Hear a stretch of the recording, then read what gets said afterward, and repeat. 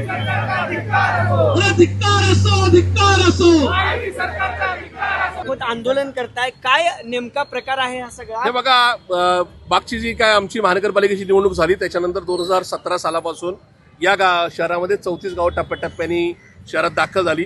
या 34 गावापैकी 2 गावांची वेगळी नगर परिषद सुद्धा झाली, जी फुरसुगी आणि बेकरा या ठिकाणी उरळी देवाची. असं असताना या महायुती सरकारने, ज्याच्यामध्ये देवेंद्र फडणवीस साहेब आहे, ज्याच्यामध्ये अजितदादा आहे, ज्याच्यामध्ये एकनाथजी शिंदे आहेत, यांनी पुणेकरांच्या या 34 गावांशी खेळ केलेला आहे.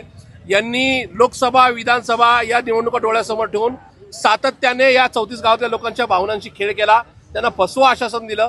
त्यांना सांगण्यात आलं की या ठिकाणी या निवडणुकीच्या अगोदर आम्ही या कर रचनेला स्थगिती देत आहोत, पण एकदा निवडणूक झाली की ही कर रचना तुम्हाला पुणेकरांसाठी, म्हणजे जुन्या पुण्याची जी कर रचना आहे त्याप्रमाणे आम्ही देऊ.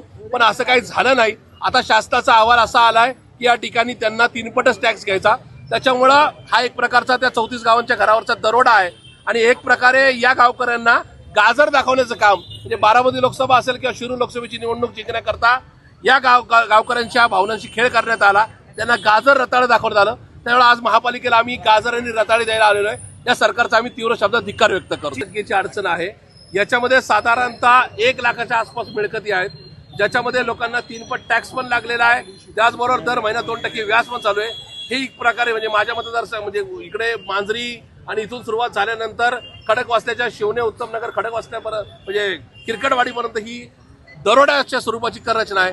त्याच्यामुळे या सगळ्या संदर्भामध्ये आता महाराष्ट्र शासनाने पुणेकरांची माफी तर मागावीच, पण त्याचबरोबर या सगळ्या परिस्थितीमध्ये आपण दरोडा घातलाय, एकदा हे पुणेकरांसमोर कबुली द्यावी ही आमची महायुती सरकारला विनंती आहे. ठीक आहे.